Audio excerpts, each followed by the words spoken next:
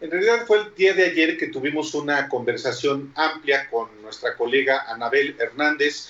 Ella está fuera del país, nosotros desde aquí tuvimos una conversación con ella a propósito precisamente de la información que presentó el fiscal general de la República, Alejandro Gertz Manero, sobre el fin de la verdad histórica construida por el ex procurador Jesús Murillo Caram en el gobierno de Enrique Peña Nieto sobre la desaparición de los 43 jóvenes normalistas de Ayotzinapa. Ayer presentamos precisamente un fragmento referente al Mochomo, a este presunto líder del cártel Guerreros Unidos, implicado precisamente en la desaparición. Y hoy presentamos, Alejandro, el resto de la entrevista, que es una entrevista bastante rica. Sí, otro dato, y ya pasamos directamente a la entrevista. Él ya dice que Tomás Herón estuvo, no sé qué tan extendido esté este término, madereándose a la fiscalía, o sea, haciendo la loca, ¿no? Pues que hacía como que sí, quería cooperar y se reunía, ¿no?, con gente y tal, y bla, bla. Madereándose es muy bonito, se usa mucho en el norte, pero estuvo con ellos y luego de repente, Álvaro, se desapareció. Se fue a Canadá. Se fue a Canadá. Hoy dice, el fiscal no dice que en Canadá, pero dice que ya lo tienen bien ubicado, seguramente es cosa de días, yo creo que lo detenga pues la Interpol, si está en Canadá, que seguramente allá está, pues lo va a tener. Bien, pues vámonos, Álvaro, vamos a escuchar y a ver esta entrevista. Adelante. Anabel, el fiscal general de la República apenas este martes pues dio información muy relevante que apuntaría al esclarecimiento de lo que pasó auténticamente en Iguala Guerrero en el 2014 y sobre lo que tú has escrito ampliamente. A la luz de lo que el fiscal informó, ¿crees que ahora sí, como él lo dijo, queda hecha añicos la verdad histórica y se conozca ahora sí la verdad verdadera? Yo pienso que aún faltan otros pasos que dar para poder conocer realmente lo que pasó esa noche.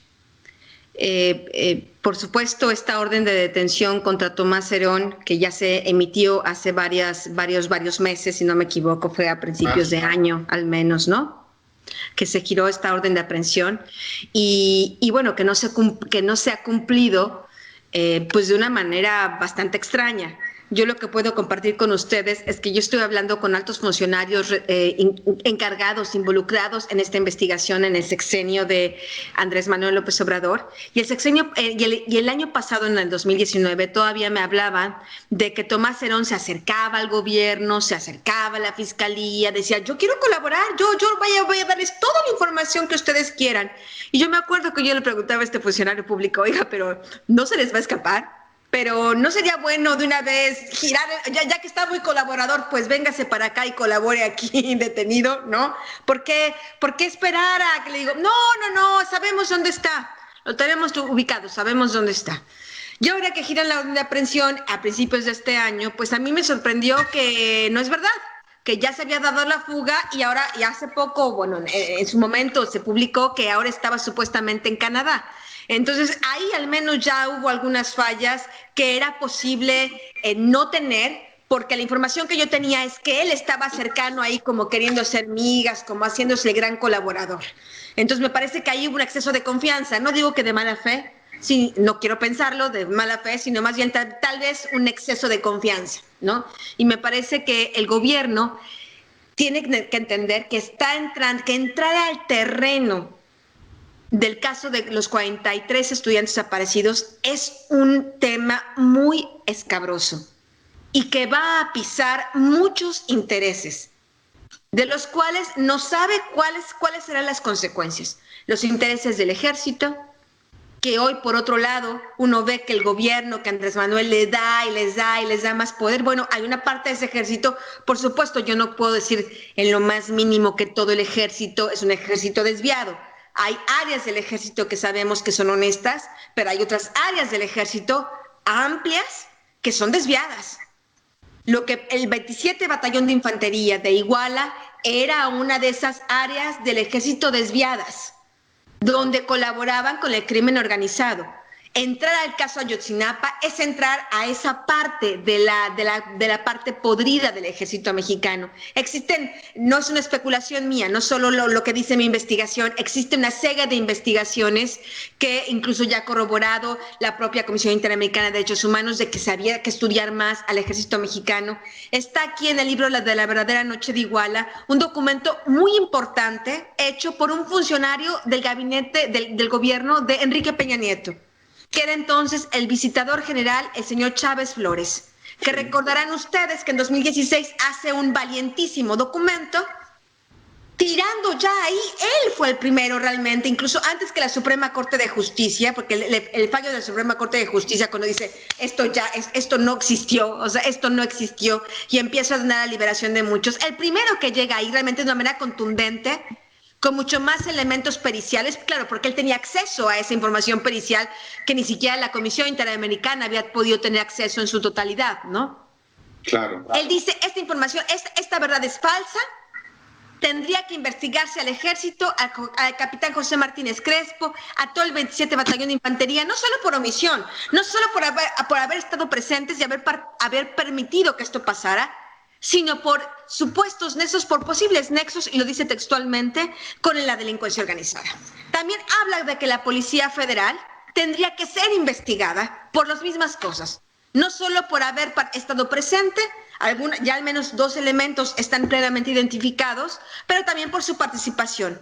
Hoy uno de estos actores que en ese momento, ese día, era el responsable de la coordinación estatal de la Policía Federal en Guerrero, que recibió las notas que se enviaban de la base de Iguala, el señor Omar García Harfuch, que hoy es parte del gobierno y que está ahí enquistado en la Secretaría de Seguridad Pública del Distrito Federal. Entonces, estamos hablando de que cuando se abre, si realmente se quiere abrir esta caja de Pandora, que se tiene que abrir para encontrar en el fondo de esta caja a los muchachos, que me parece que es un asunto prioritario, no solo de los familiares de ellos, sino estoy convencida que es un asunto prioritario para este país. Bueno, pues para abrir la caja de Pandora, meter la mano y encontrar a los muchachos, primero tienen que sacarse todas estas, ventilarse y procesarse jurídicamente, legalmente, todos estos elementos que están ahí, porque solo estas personas pueden decir qué pasó, por qué pasó eso, ¿por qué participaron en el ataque? ¿Y por qué después el gobierno de Enrique Peña Nieto, de manera totalmente coordinada, marinos, Policía Federal, Ejército, la PGR, la Agencia de Investigación Criminal, todos coordinados para tapar la verdad? No era él Macerón, que era una mala persona y que a él se le ocurrió porque... No, evidentemente era un asunto global. ¿Quién lo ordenó? Sí. Hablamos con el fiscal general, con Alejandro Gertz Manero, le comentamos justo la tesis que tú sostienes, que hay pues un equipo grande que trabajó con García Luna, que está infiltrada la fiscalía, pues, ¿no? Y que eso podría limitar en mucho las investigaciones que él tiene. Haciendo un recuento, pues se le fue Ancira, se le fue Lozoya, se le fue Cerón, los 3. Y él sí habla de una filtración. Aunque sabemos que en algún momento puede referirse a Santiago Nieto, porque así se ha manejado, pues también puede ser que él esté pues con la gente equivocada trabajando los temas que son primordiales como este. Él lo que responde, Anabel, es que pues que se presenten pruebas, elementos de prueba para poder inculpar a estas personas, porque son literalmente decenas de miles de personas trabajando desde antes, es lo que él dice, algo que sabemos absolutamente todos. ¿Qué le respondes tú al fiscal? Bueno, esa respuesta está en forma de reportaje documentado. Porque efectivamente, y hay que ser justos en este tema, no solo basta haber trabajado en la administración incómoda de un funcionario corrupto, ¿no?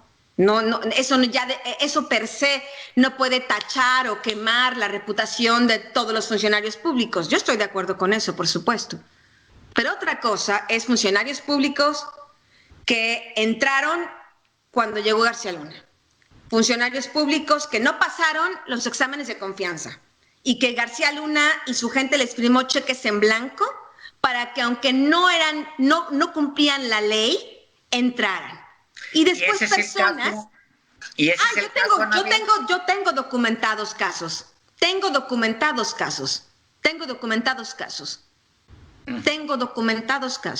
De gente que está cerca. Yo pienso que a estas horas el fiscal lo sabe. Es un reportaje que pronto tendrá que salir publicado.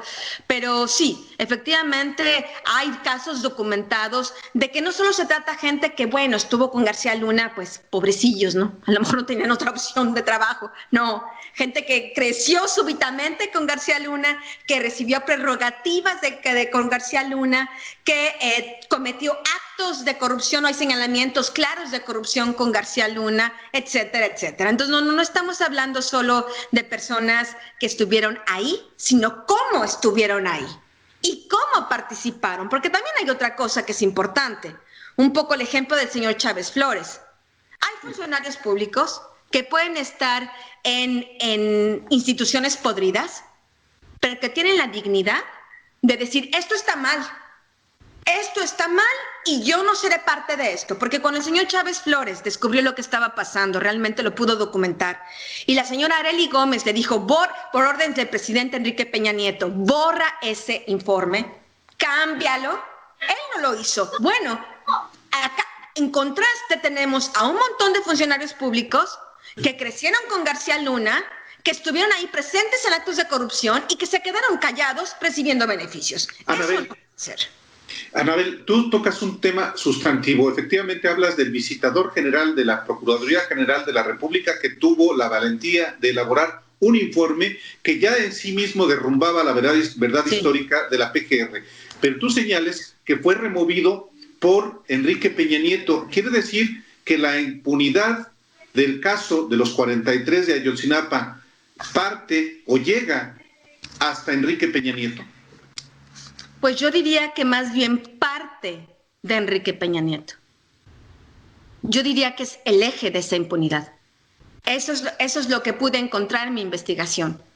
Yo en mi investigación de varios años y que hasta el momento sigo continuando a pasos ya más lentos porque hay otros casos que se han atravesado y ocupan mi tiempo, pero yo en el caso de la Ayotzinapa, desde que surgió en septiembre de 2014, es un tema que jamás he dejado de investigar.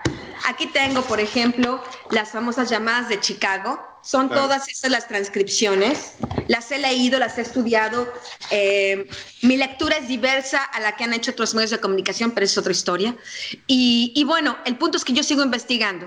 Y mis investigaciones lo que podía encontrar no es claro, no lo sé, no tengo ningún elemento, no tengo ninguna prueba para acusar que el señor Enrique Peña Nieto sabía en esa noche lo que estaba pasando, o que lo ordenó, o que estaba de acuerdo. No. Yo no tengo ningún elemento de que eso haya sido así. Pero después sí supo qué pasó. Y sí protegió a quienes lo hicieron. Y sí desvió y dio órdenes para que se desviara la investigación y que no hubiera justicia. Eso sí. Y eso se llama obstrucción de la justicia, o ustedes díganme si me equivoco, más aún siendo un presidente de la República. Anabel, una última pregunta de mi parte. ¿Qué te dice a ti el ambiente político con la mezcla de lo que hay de evidencia, con la mezcla de lo que puede hacer el fiscal? ¿Qué te dice esa combinación con respecto a si en algún momento vamos a tener a Enrique Peña Nieto al menos declarando sobre alguno de los casos? Mira, yo sí pienso que si se llevaran a cabo la investigación de manera correcta, y no es porque yo pueda saber mucho mejor que el señor fiscal sabe lo que tiene que hacer y lo sabe seguramente mejor que yo me guío por lo que había dicho el visitador general, que está un amplio informe también de más de 1000 hojas, donde explica por qué el señor Tomás Herón debería estar en la cárcel.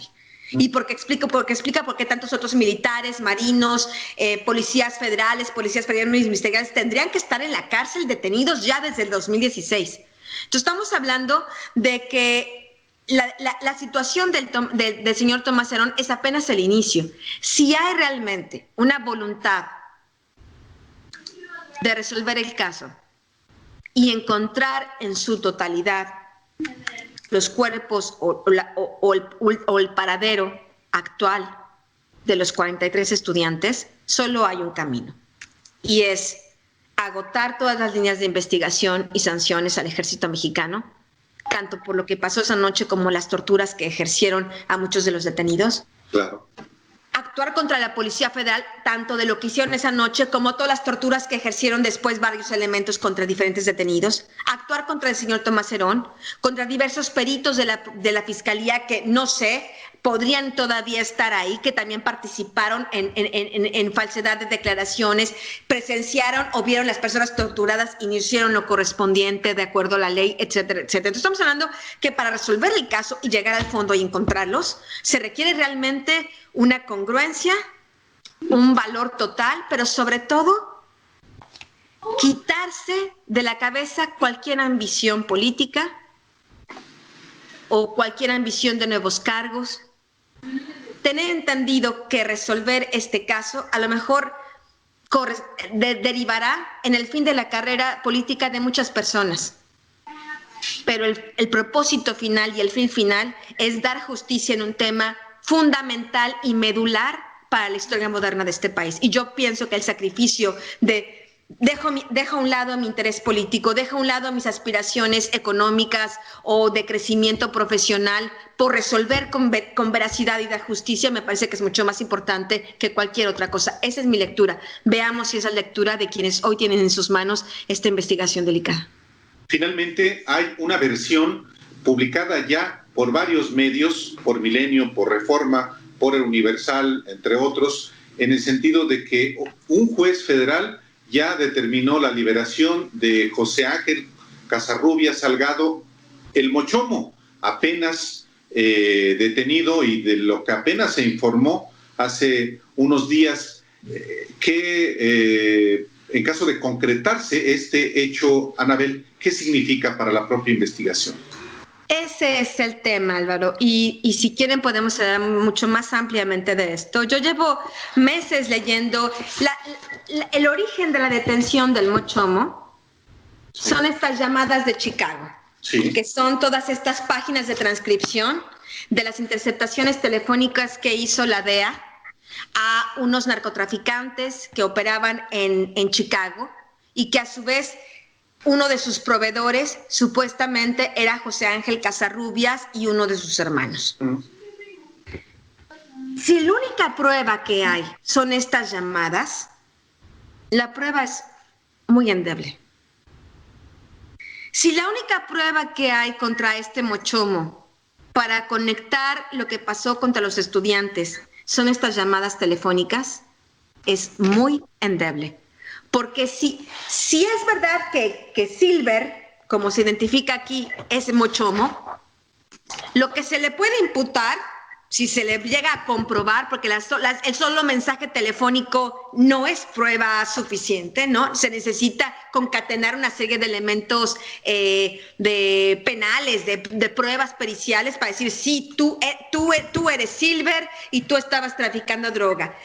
A lo más que se le podría acusar al señor Mochomo y a otros que están aquí mencionados es a tráfico de drogas. Pero en ningún momento, y lo he leído muchas veces, este documento lo tengo desde enero, lo he leído varias veces, una y otra vez, tratando de entender, de encontrar otras tal vez interpretaciones, otras comas, otros puntos. No hay elementos suficientes. Yo sé que los medios de comunicación han tenido sus interpretaciones, pero si uno lee todo esto, esa interpretación que le están dando, siento yo, es una interpretación un poco forzada, un poco manipulada. Y no olvidemos que esas interpretaciones de estas llamadas se dieron por diferentes medios y periodistas cuando todavía estaba Enrique Peña Nieto en el poder. Claro. Entonces, Anabel estamos Hernández, hablando de que mi lectura es diversa y yo no sabía de esto que me estás diciendo del Mochomo, que un juez entonces no le va a dar el auto de formal prisión. La versión es en el sentido de que lo va a liberar por falta de elementos. está confirmado. Están ordenando liberarlo. Está confirmado. Anabel, pues muchísimas gracias por estar aquí con nosotros en Los Periodistas. Te agradecemos muchísimo. Gracias nuevamente. Un abrazo fuerte. Un último comentario. Por favor. Independientemente de andar tras el Mochomo o tras otras personas, creo que es clave que de verdad el gobierno se centre contra quienes hay elementos contundentes de prueba de que estuvieron ahí y participaron. Tal vez esas personas a su vez después les pueda dar con el Mochomo o con otros. Podrían dar más elementos de prueba. Pero primero hay que tenerlos a ellos, porque estos policías, estos militares, estos funcionarios públicos coordinaron el ataque, estuvieron presentes. Ellos mejor que nadie saben qué pasó y si el Mochomo estaba o no estaba. Pero primero hay que capturar a quienes ya sabemos que sí estaban. Y gente que estuvo ahí fue del Ejército, de la Policía Federal y de la Policía Federal Ministerial. Gente que directamente supo, es uno de ellos, además del capitán Martínez Crespo y del señor Dorantes, que era el jefe de la base de la Policía Federal en Iguala, y del coronel encargado del 27 Batallón de Infantería. Otro, por ejemplo, es el señor Omar Harfuch, que podrían sentar a declarar y decirle, señor, deje de contar historias de que usted no estaba encargado esos días en esa zona, porque yo tengo, y pronto voy a presentar una serie de documentos que hablan que el señor García Harfuch estaba adscrito a esa área y que ese día, días anteriores y días posteriores, estuvo recibiendo fichas de información de la base de la Policía de Federal en Iguala. Así que hay muchos elementos. ¿Por qué no van directamente con estos elementos, que es un hecho, que sabían lo que estaba pasando? Y después van con los otros, que las pruebas son todavía endebles. Si la prueba es esto, no habrá juez que le dicte un auto de formal prisión. Correcto. Carajo. Anabel, muchísimas gracias una vez más. Gracias a ustedes. Seguimos en comunicación. Por supuesto que sí. Gracias. Hasta luego. Gracias. Hasta luego. Ahí está la entrevista que tuvimos con Anabel Hernández, nuestra colega periodista, autora de La verdadera noche de Iguala, un libro precisamente sobre lo que aconteció la noche del 26 de septiembre y la madrugada del 27 de septiembre de 2014 en Iguala, Guerrero, un asunto que condujo a la desaparición de 43 jóvenes normalistas de Ayotzinapa, que, de acuerdo con la verdad histórica de Jesús Murillo Caram, fueron incinerados en el basurero del municipio de Cocula y luego sus restos arrojados al río San Juan. Esta verdad histórica que dice el actual fiscal Alejandro Gertz Manero ya no existe más, Alejandro.